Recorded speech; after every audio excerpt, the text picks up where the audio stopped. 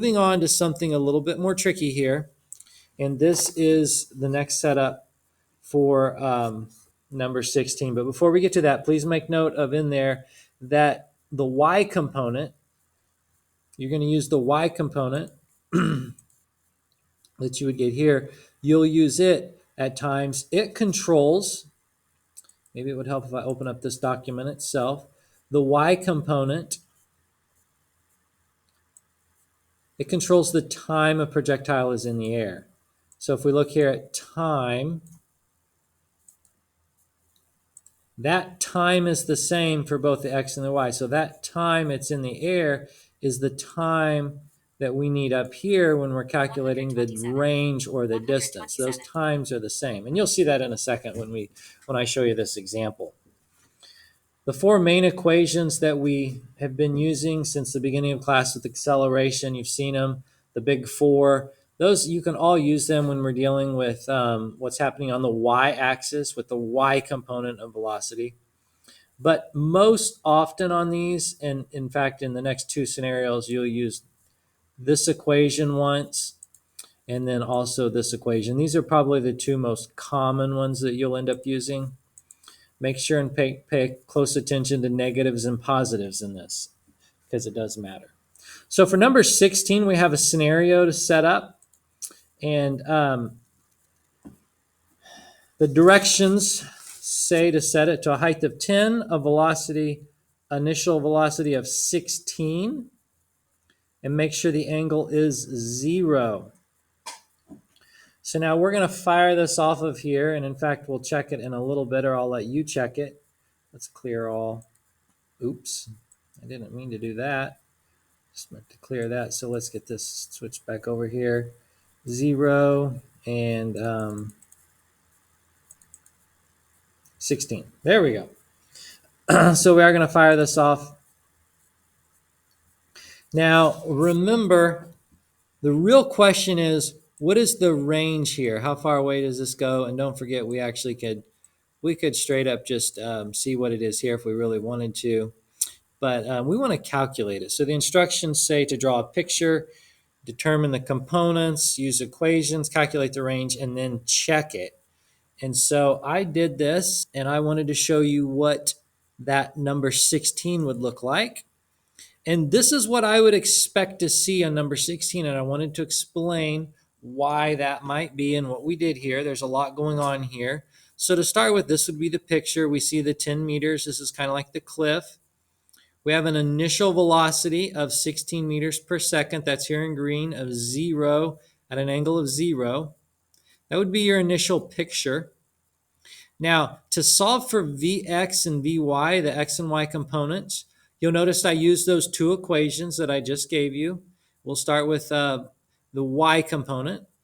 We take the velocity times the sine of theta. Now, in this scenario, I just noticed a mistake. This should be the number 16 here because the velocity was 16. So we would have velocity y equals 16 times the sine of our angle, which was 0. So the sine of 0 is 0. And so we have 16 times 0, which is, of course, 0. So our y component is 0 initially, which is nice for us.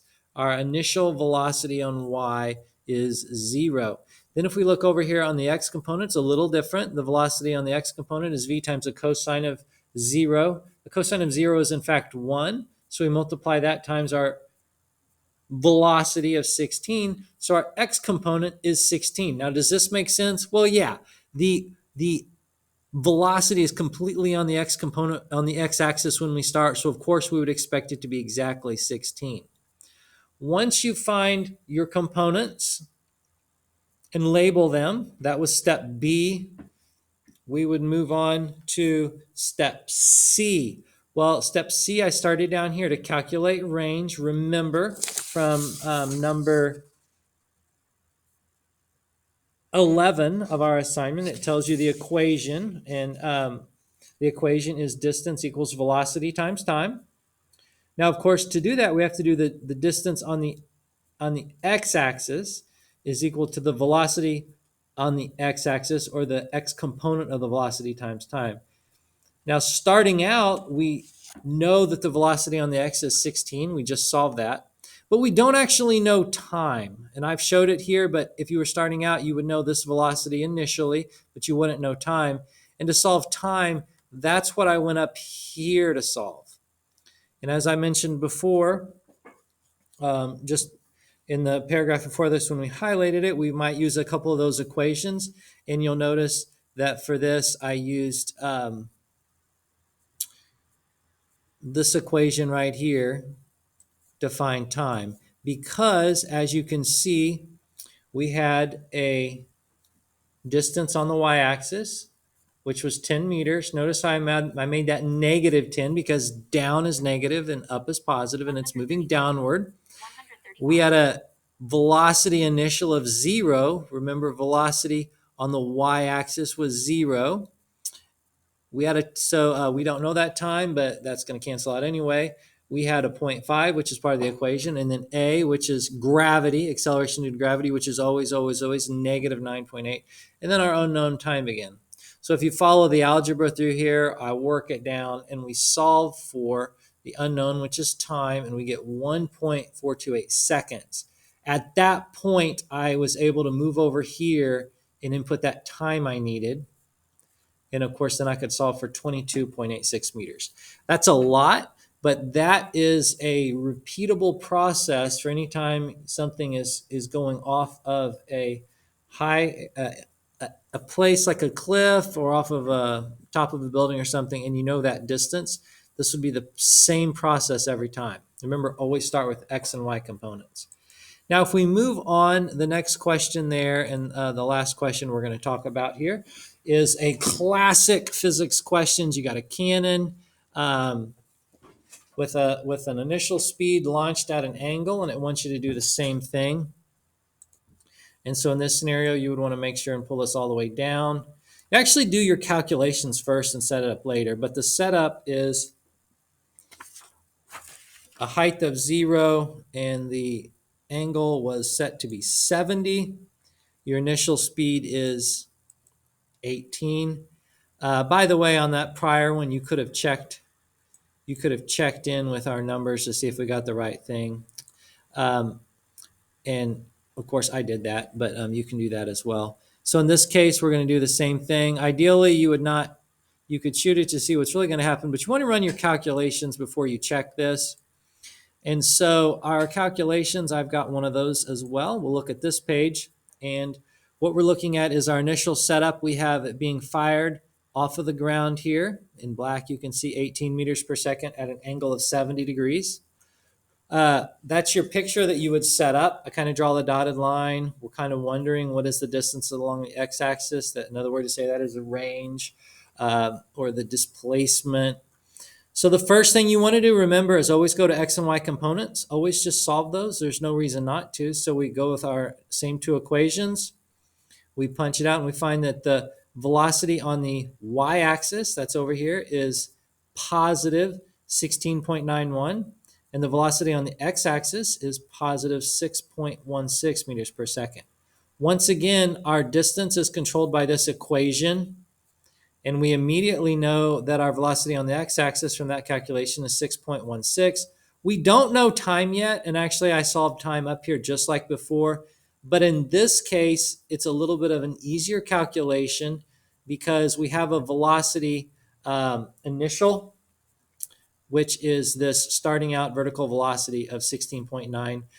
We know that the velocity final, and I can show you this in a second, it's going to be identical. So this is something that you need to realize on projectile motion. Oftentimes, the initial velocity and the final velocity are the same because it's going up and down. So those are the same. The only difference is it's a negative number because it's coming down, and I'll show you that in a second. And then, of course, we have a negative 9.8 acceleration, and then our unknown is time. You can, of course, plug and chug when you get these numbers in and you solve for time, and you get 3.45 seconds for time. Of course, that goes down here, and we can finish out this equation down here and solve for a range or a distance that it travels of 21.26 meters. Back up here to explain a little bit more about velocity final and velocity initial. Let's jump over here and just point out, we can go back over here and we'll show those vectors. And it's worth noting, we'll set it to the exact scenario.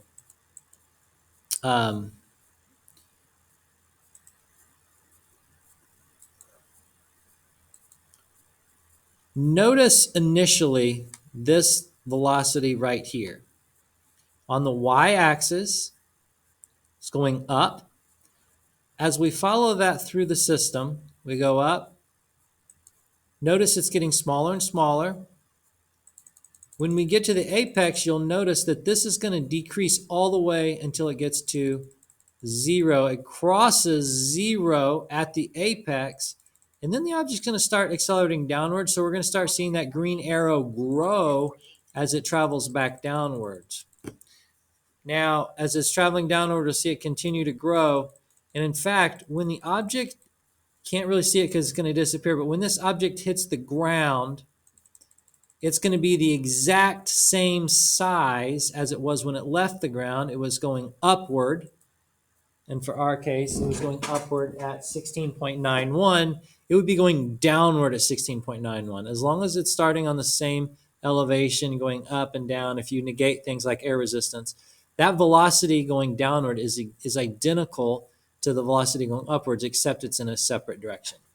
So thanks. Hopefully this works. Make sure to like and subscribe, and have a great day.